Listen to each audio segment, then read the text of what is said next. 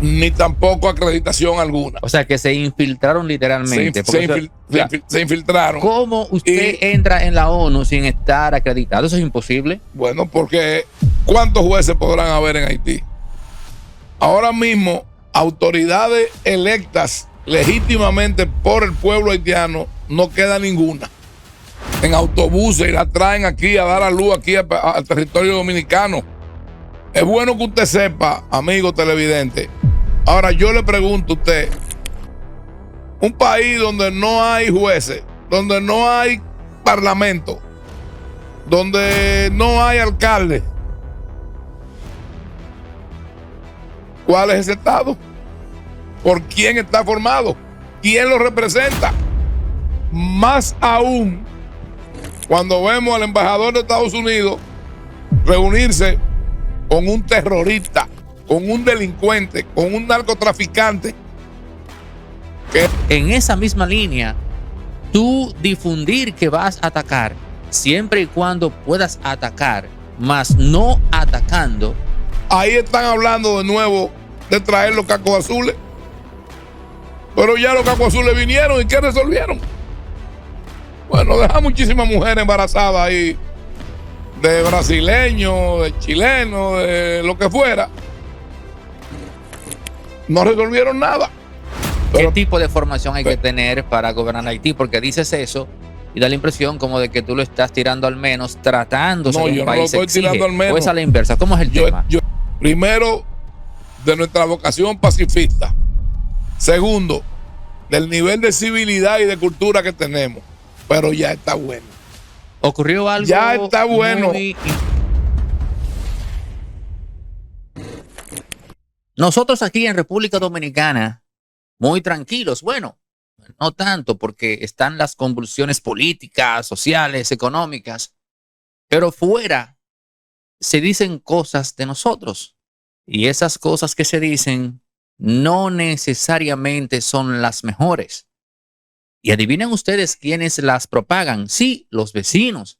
Aunque, siendo honestos, también hay que decir que desde México, como tienen una competencia con el turismo dominicano, México en los últimos 25 años se ha convertido en una máquina de decir mentiras de República Dominicana para afectar nuestro turismo. Ojo con eso, aunque este no es el tema de este capítulo. Vamos a hablar largo y tendido porque ya es hora de todas las falacias, las quimeras, las mentiras, las ficciones malintencionadas que dicen de nosotros desde Haití. Pero también, y aquí extendiendo nombres y apellidos, la Unión Europea, la ONU y otros que se suman.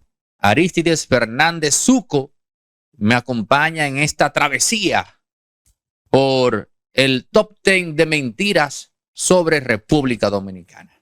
Arístides. Bueno, buenos días a Neudi, buenos días a todos. Buenas tardes, buenas noches, público, a la hora que la gente vea esto. Sí, buenas tardes, porque este canal está permanentemente abierto, ¿no? Y yo, en primer lugar, quiero comenzar por señalar que esas son cosas orquestadas. Eso no es al azar. Lo sabemos. No es que a un tipo se le ocurrió decir algo aquí y una persona lo oyó en Madrid y lo repite en Bruselas. No. Eso no es así. Eso es diseñado y estructurado. Haití tiene un grupo, aunque pequeño, pero un grupo de diplomáticos con formación. Arístides, detente ahí. Una pregunta puntual para que tú esclarezcas. ¿Por qué, en caso de ser así, la diplomacia haitiana es mejor que la dominicana? En caso de que tú consideres que en efecto es así. Yo no digo que es mejor. Yo digo que tiene un grupo de personas especializados en divulgar y difundir esas mentiras y que son diplomáticos de formación.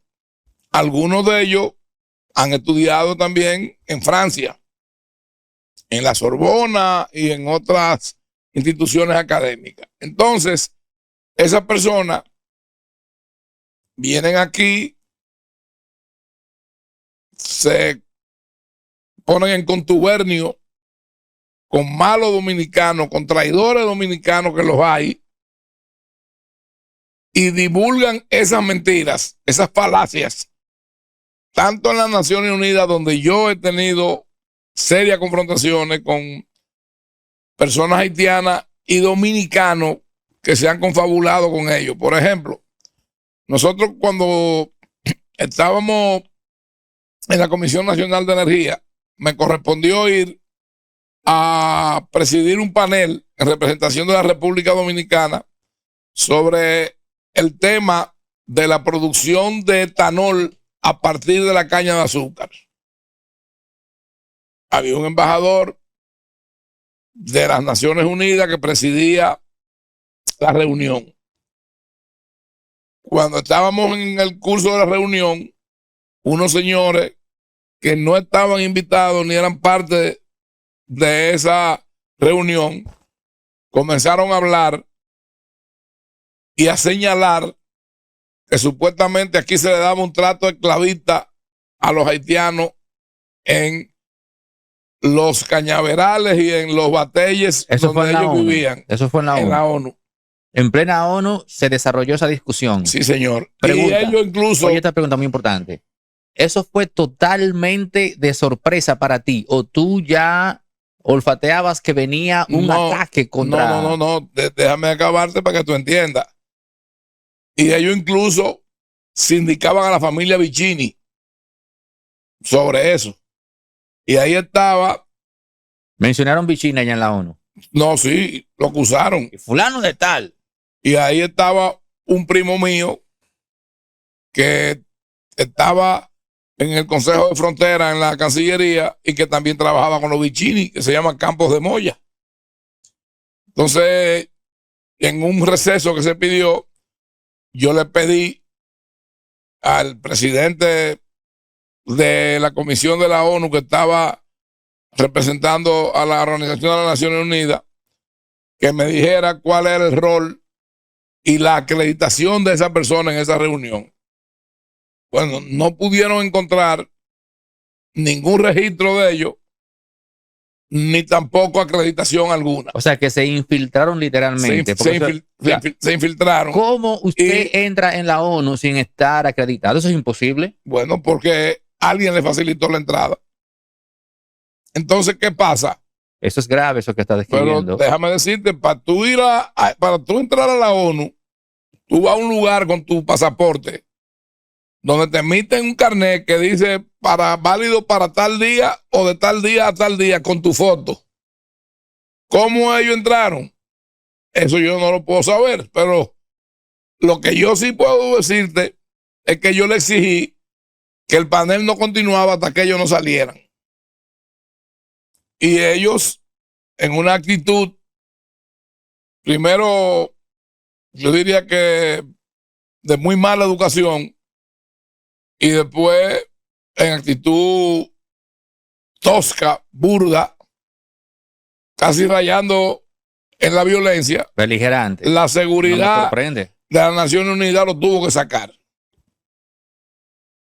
Y ahí estaba una mujer haitiana que se ha hecho famosa, que yo ahora mismo no me viene a la mente el nombre, pero esa era la principal activista en contra de la República Dominicana. Pero ese hecho que tú estás narrando aquí con cada detalle. Ese hecho se le reportó al canciller Carlos Morales Troncoso, y vía el canciller, en una reunión en la que yo estaba presente, le llevamos la denuncia al presidente Leonel Fernández. Pero, esta pregunta, ese hecho ¿tuvo notoriedad en la opinión pública, en la prensa? Oh, pero claro, salió en los periódicos y en la cadena de televisión de Estados Unidos. Ah, de Estados Unidos. Pero y en República Dominicana, ¿se comentó eso en República Dominicana? También, claro. Yo tuve que dar declaraciones a medios como el Washington Post, el New York Times, y a cadenas de televisión, desmintiendo y denunciando a la vez que esas personas se habían infiltrado ahí, que no estaban invitados y que no tenían ninguna acreditación y que todo cuanto habían dicho era falso.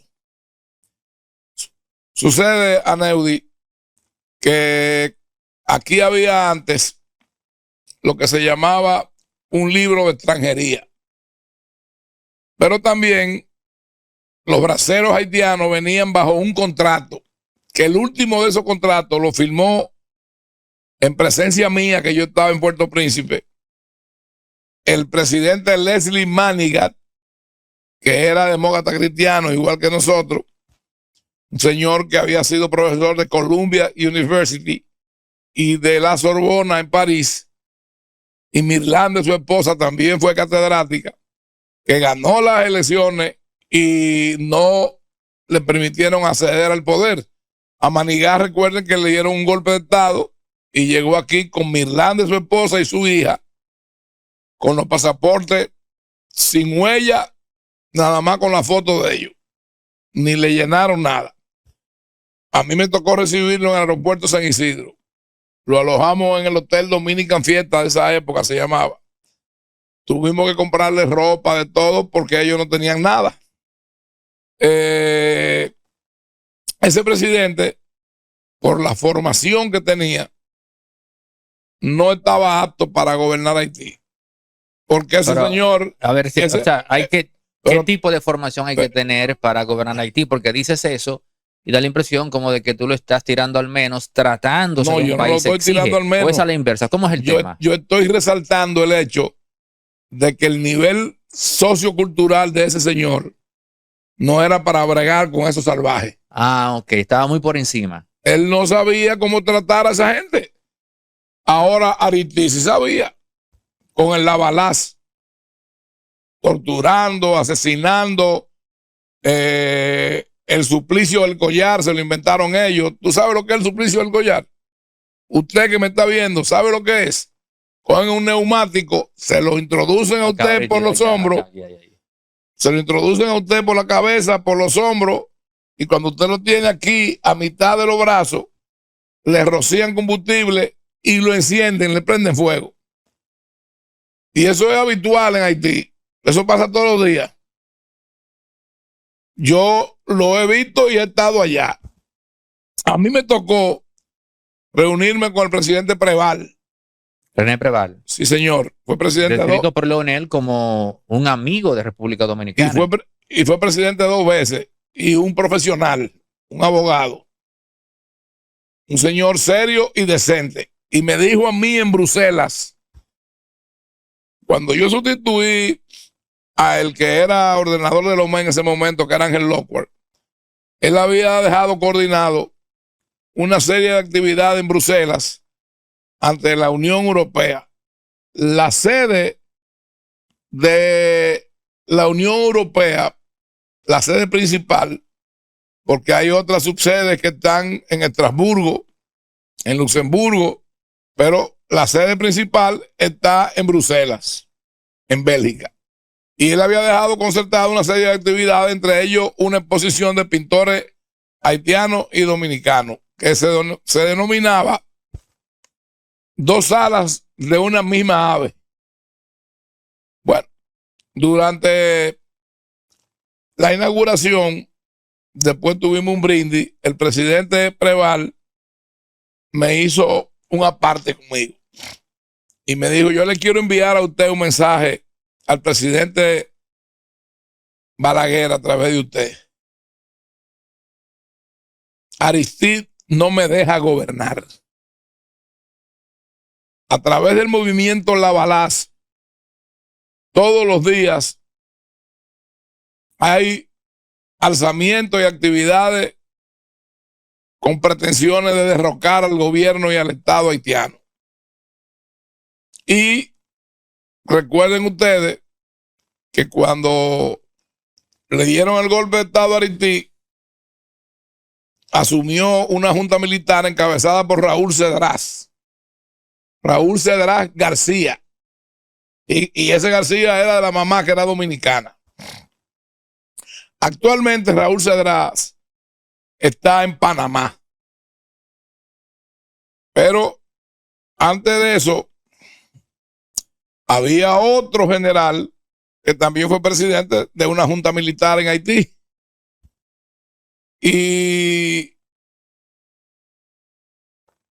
al señor Haití lo sacaron de Haití a Estados Unidos. Y de ahí se fue a un país de África. Pero desde ahí, a través del movimiento Lavalas, él seguía conspirando. Y seguía haciendo actividades que a todas luces estaban reñidas con las leyes y con la Constitución. Pero en Haití no hay instituciones. En Haití, ¿cuántos jueces podrán haber en Haití? Ahora mismo, autoridades electas legítimamente por el pueblo haitiano, no queda ninguna. Porque los senadores que quedaban se les extinguió el periodo. Y los miembros del Parlamento, la Cámara de Diputados, tampoco. Los jueces del Tribunal Supremo de Haití tampoco están vigentes porque se les perimió el tiempo. Traído por los moños, no sé idea de quién, conforman un consejo de gobierno de 5 miembros cuya presidencia es rotativa cada 6 meses. Actualmente hay uno porque el que estaba no duró 2 meses y lo quitaron. Entre ellos mismos. Ponga la garra 4, en la garra 4, seré millonario en la Navidad. Espérate, ¿cómo fue? ¿Millonario en Navidad? ¡Sí! Y Agarra 4 lo hace realidad con 1.000.000 semanal. Por cada jugada que realices de la Agarra 4 de Lotedom, de lunes a domingo, recibes un código para participar por 1.000.000 gratis semanal. Sorteos todos los domingos de diciembre del 2024. Busca tu código desde ya para que seas feliz en Navidad. La garra 4 de la Lotedom, seré millonario, qué felicidad. Lotedom. Consulte las bases de la promoción. Entonces, un estado como ese no puede vivir difamando a una nación que tiene instituciones formales, que tiene división de poderes, que tiene constitución y tiene leyes que se ejercen y se hacen valer, que a través de nuestra Cancillería utilizamos los canales correspondientes de medios diplomáticos para dirimir los asuntos entre ambos estados. Sin embargo, ellos ni lo acatan ni lo aceptan. ¿Cuál es para ti? Yo le pregunto a usted, a Neudi, a usted, amigo televidente, ¿en qué ha quedado lo del canal? ¿Cuál es para ti la mayor mentira que se ha dicho en estos últimos 3 años? Bueno, si en estos últimos 3 años, la mayor mentira que ellos han dicho es que nosotros le damos un trato esclavista a los haitianos, que deportamos a mujeres embarazadas cuando todas dan a luz aquí. Esa es muy buena. Que deportamos a los padres y los niños se quedan aquí solos, o que deportamos a los niños y los papás no lo encuentran aquí. Pero la mayor mentira que ellos han dicho en la historia, oiga, porque para eso hay que conocer la historia.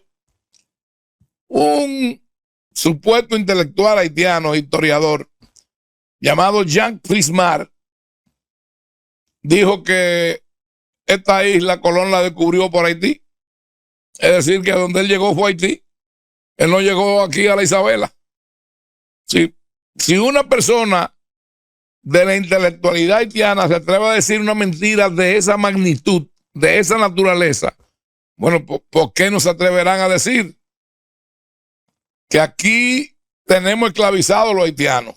Pero mira, cuando tú hablaste de pero si usted es haitiano y usted considera que aquí lo maltratan o lo esclavizan, hoy, ¿por qué usted no se va para Haití? Pero mira, lo de las parturientas, Aristides, es interesante porque cómo se puede establecer eso cuando en efecto lo que se ve y es de hecho lo que ellos estimulan es que esas mujeres den a luz aquí. Pero, Aneudi, ¿Para no, dónde se van? no es que den a luz aquí, es que organizan tours en autobuses y la traen aquí a dar a luz aquí al territorio dominicano.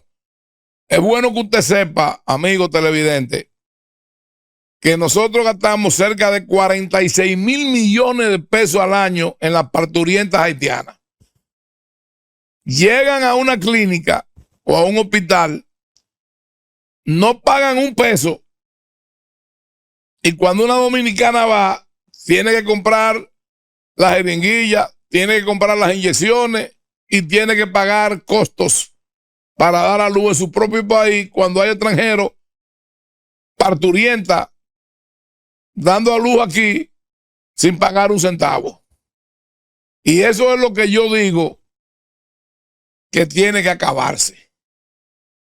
Y ahí hay la complicidad de los médicos también.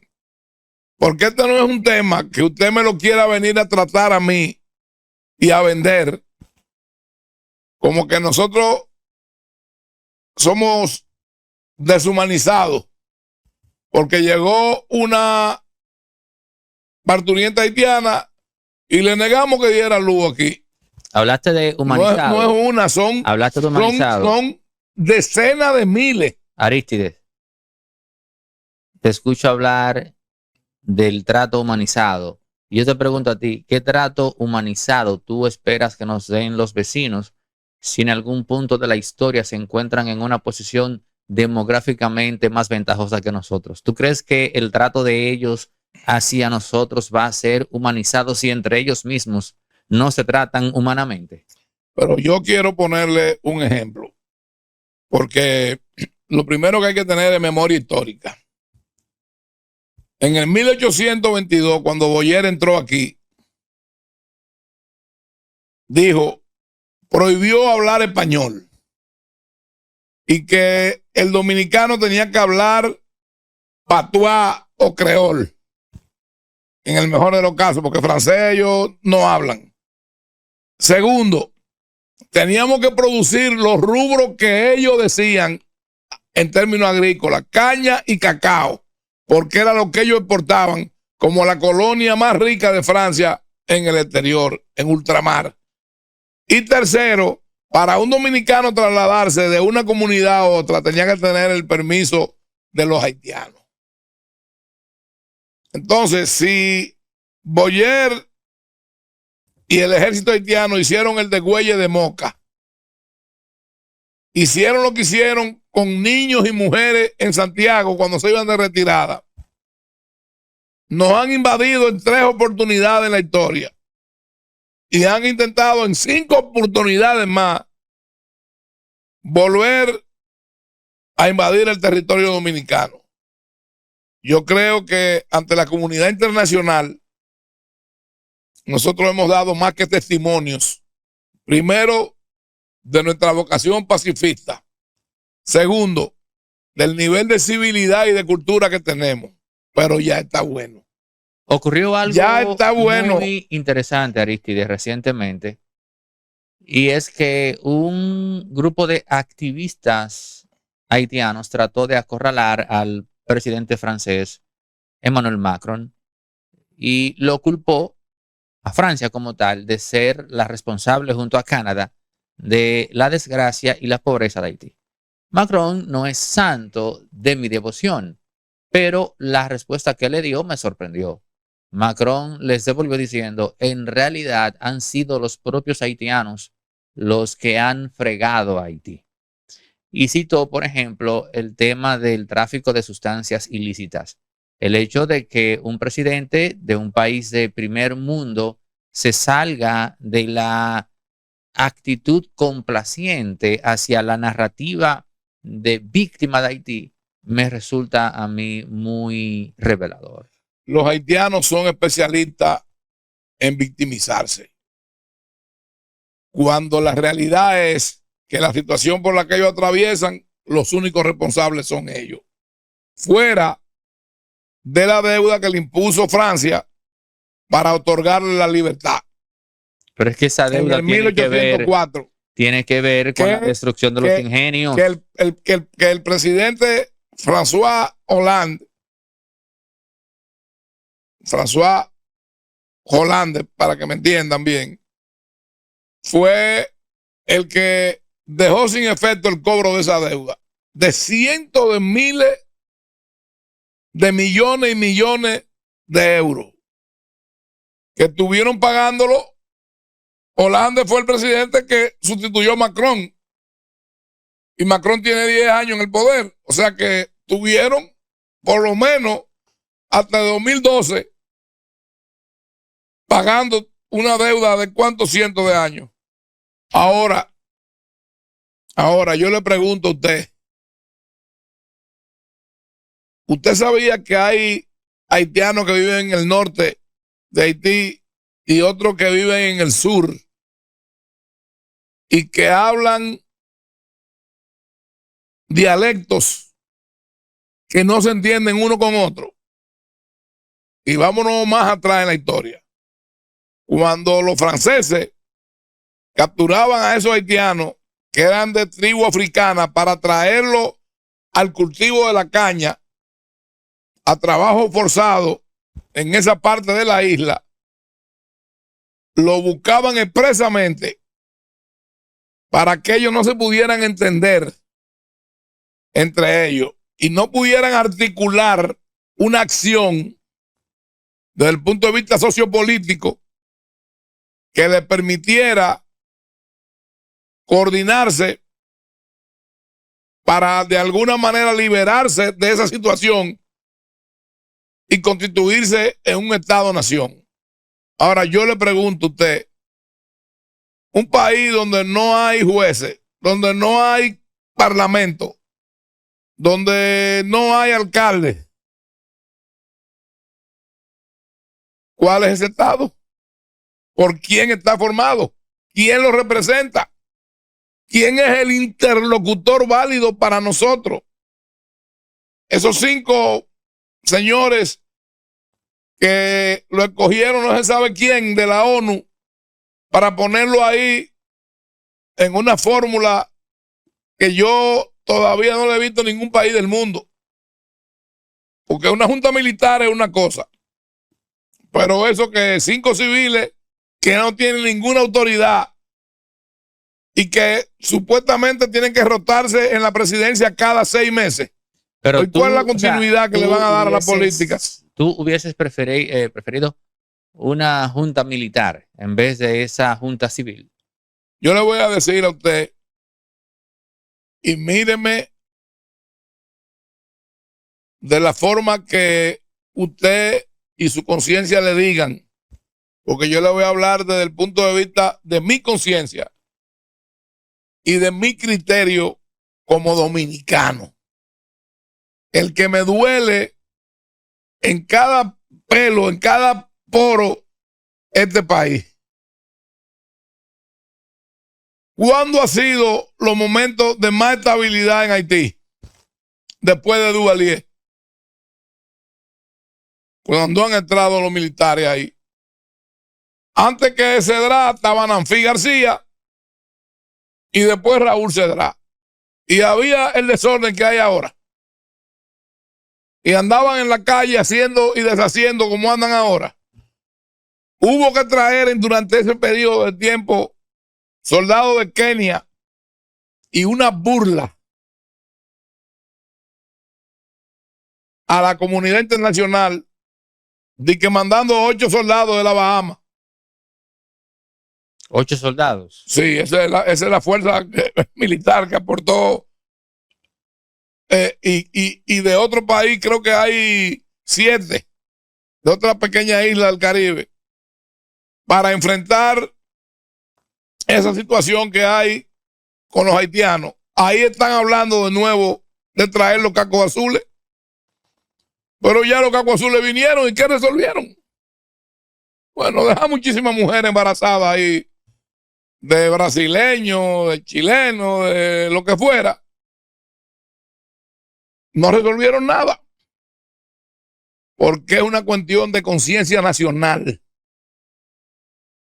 Es una cuestión de convivencia. ¿Me recuerdas? Y si ellos no pueden convivir entre ellos, van a poder convivir con otros. Me recuerdas. Desde Tierra del Fuego en Argentina a Talaca Cuando hablas de son conciencia repudiados nacional, en todos los países que llegan y están, son repudiados. Me Porque recuerda- llegan con su cultura, con su costumbre, con su insalubridad, con una forma de vivir que no es propia de una sociedad civilizada, perdón. me recuerdas cuando hablas de conciencia nacional, a Eisenhower, que solía constantemente hablar del espíritu nacional y de la necesidad para forjar una gran nación, precisamente de tener un espíritu nacional. Pero para ahondar en eso que has dicho y precisamente echando mano de Eisenhower, también hablar de que en el caso... Y una conciencia política cohesionada y definida en función de un Estado, Bueno, de precisamente, una nacionalidad. precisamente esa conciencia nacional tenía como, de espíritu más bien nacional, tenía como basamento la estructura industrial de Norteamérica, que supo hacer el crossover desde la maquinaria bélica hacia la industria del consumo masivo, readaptando todas esas tecnologías que vieron la luz en la Segunda Guerra Mundial y haciendo que fuesen de utilidad para el norteamericano común. Entonces, ¿qué podemos apuntalar en el caso haitiano? ¿Me estás copiando? ¿Cuál elemento podemos señalar? Te voy a poner en paralelo dos ejemplos. Los norteamericanos hicieron, como tú dices, el crossover de la industria bélica a la industria de producción de bienes de consumo. ¿No es verdad? Alemania lo hizo, pero en detrimento de la industria bélica. Y ahora, en este conflicto, cuando ellos quieren tener una posición y presentar a sus Fuerzas Armadas, se dan cuenta de que tienen carencia de aviones, de tanques de guerra y hasta de soldados. Hay que tener en cuenta que la situación que está viviendo el mundo hoy es quizás la que nos lleva al mayor peligro de una conflagración mundial. Usted ve que Suecia, Finlandia, Alemania, todos están concentrando en sus fronteras hacia el este su poderío militar. ¿Qué le indica eso a usted? Que la inteligencia de esos países le está diciendo que Putin es un peligro real. Que es un peligro real. Y si usted ve esa situación y ve la que está pasando en el Indo-Pacífico, en el mar de China, problema chino con Filipinas, con Japón, con Taiwán, con Malasia. Ya no solo es la guerra de Ucrania y Rusia. Ya Rusia lanzó un misil hipersónico de largo alcance, que no lo había lanzado. Bueno, yo vi al presidente Trump decir que al otro día de ser electo se acababa la guerra y lo que se ha recrudecido.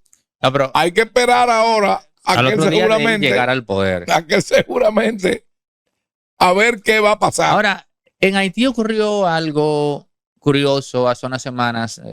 No sé si estás al tanto, pero el embajador Dennis Hankins admitió en un programa matutino en Haití que él tuvo que reunirse con Barbecue para garantizar la seguridad de Haití. Y yo hice una chance aquí que ni a Luis Abinader, ni a Leonel, ni a Omar les cayó bien, porque Los tres, dos, uno presidente, un expresidente y uno que tiene un 98% de posibilidad de ser presidente, que es Omar, ellos se burlaban de barbecue y modestia aparte, y me importa un bledo que lo tomen como algo de soberbia de mi parte, inmediatamente yo vi que cuando Ariel Henry trató de forma totalmente fracasada de llevar un arreglo floral al cementerio donde supuestamente están los restos de Salinas, tuvo que devolverse, no pudo entrar. Y cuando yo vi que Barbecue entró solo, él así, sin nadie detrás, y colocó su flor, yo dije, he ahí al líder de ese país. Pero llegué a esa conclusión teniendo una base estrictamente intelectual. Pero es que Barbecue no solo es un delincuente. Barbecue tiene un discurso político. Pero es que ellos tres se mofaron de Barbecue. Y yo decía, bueno, pero señores, uno de los más grandes teóricos de la geopolítica del siglo XX, Thomas Kelling, ya estableció que si tú tienes la fuerza, tú puedes negociar. Y si puedes negociar, no tienes por qué usar tu fuerza. En esa misma línea, tú difundir que vas a atacar, siempre y cuando puedas atacar, más no atacando, vale más y es más efectivo que el ataque en sí. Entonces, todo lo que yo dije ya a nivel intelectual está estructurado en el discurso de la estrategia política. Y yo decía, bueno, pero si este elemento tiene poder a nivel, si se quiere, de la fuerza, y en ese país no existe un Estado que pueda exhibir fuerza, ergo, entonces estamos ante el único elemento político de ese país. Y cuando el embajador dijo, o sea, el embajador norteamericano en Haití dijo que tuvo que reunirse con Barbecue, yo solo le vi la cara de idiota y estúpido a los tres. A Omar, a Leonel y al presidente. Yo te voy a responder. Innecesariamente. Porque es evidente que es un elemento con el cual contar. Te voy a responder de la siguiente manera. En este país hace 8 años que no hay embajador norteamericano. Y que me disculpen, porque no fue despectivo lo que dije. No, perfecto. Estamos hablando en el plano intelectual y en el plano político. Una pifia. Hace 8 años que aquí no hay embajador de los Estados Unidos. El último que nos mandaron era un hombre casado con otro hombre. Que si yo hubiese sido presidente, le niego el placer. No lo acepto. ¿Qué es el placer? Explícale a la gente qué es eso. El placer es cuando un país nomina a un embajador para asignarlo a X nación. Ese país tiene que decir que lo acepta o que no lo acepta. Y ese es el placer. Yo le hubiera dicho, no, a Balaguer no se lo mandaban. Es una falta de respeto a este país. Ahora, más aún, cuando vemos al embajador de Estados Unidos reunirse con un terrorista, con un delincuente, con un narcotraficante, que es Barbecue. Y tú tienes razón en lo que dices. Ahora mismo el único ente de poder que hay en Haití, ¿quién es Barbecue? Dígame uno. ¿A quién dirigen los 5 monigotes esos que tienen ahí de presidente de una junta? ¿A quién? ¿A quién le pueden dar ellos una orden? Ni a la que barre ahí se lo dan. Esa es la realidad. Y vuelvo y le digo, Barbecue articula un discurso político. Yo lo he oído en varias oportunidades. Y entonces tenemos el agravante de que a Michel François lo sueltan sin cumplir la condena que le pusieron y lo mandan para Haití. ¿Con qué propósito? Pero lo mismo hicieron con Guy Philippe en su momento también. Sí, Guy Philippe, sí. Pero Michel François era el jefe de la policía de Haití. Y cuando nosotros fuimos allá a una reunión del Parlamento Latinoamericano que tuvo don Jacinto Peinado, nos fuimos en su avión, estaba un senador chileno, un senador argentino, un senador y un diputado de ultramar de los Países Bajos, de Curazao. Estaba el presidente del Parlatino, Humberto Cheli, un senador venezolano. Yo le había cedido mi puesto a don Jacinto como vicepresidente del Parlatino para postularme en la asamblea, en la cual repetí 3 veces y gané 3 veces como secretario de Relaciones Interparlamentarias del Parlatino. Las relaciones del organismo con todos los países y las relaciones bilaterales entre los países. Y en una reunión con el Consejo de Gobierno, con la Junta Militar Haitiana, nosotros duramos casi 2 horas con ellos en una reunión. Y había un traductor. A veces entraban e interrumpían al señor Cedrás y Raúl Cedrás tenía que salir. Hablaba por teléfono, volvía y entraba, nos pedía disculpas, que eran cosas urgentes. Bueno, ¿y qué pasó? Que una de ellas era que le habían aplicado el suplicio del collar a Michel François y una patrulla del ejército de Cedrás lo salvó. Cuando al propio jefe de la policía lo iban a... Sí. Cuando nosotros íbamos después de ahí a reunirnos con Michel François en la jefatura de la policía, y el presidente Cedrás dice que acababa de pasar esa situación, en una de las interrupciones, el senador chileno, creyendo que como tienen un traductor, ellos no hablan español, sí, una ingenuidad o una estupidez, como tú le quieras llamar. Cuando nosotros nos estamos yendo, están parados ellos ahí formados, la Junta Militar. Eran 7 y Cedrás. Todos se despidieron en un español perfecto. Y hubo uno de ellos que estaba al lado de Cedrás, que para mí tenía que ser el segundo. Le dijo al senador chileno: senador, ese comentario que usted hizo de que usted pensaba que aquí nos desayunábamos con niños, aquí no nos desayunamos con niños, porque le cometió el desliz de decirlo en español a nosotros pensando que ellos no lo entendían. Ese hombre, cuando salimos de ahí, le temblaban las piernas, la barbilla, nos dijo que por favor que nos fuéramos. A mí, que convence al senador Peinado para que nos fuéramos, que llamaran a los pilotos. Y don Jacinto le dijo: no, pero es que todavía tenemos que reunirnos con el jefe de la policía, con el que le iban a pegar fuego. Y cuando vamos allá, Humberto Cheli, presidente del Parlatino, venezolano, vivo todavía, que era de Acción Democrática, le dice a Michel François: usted como jefe de la policía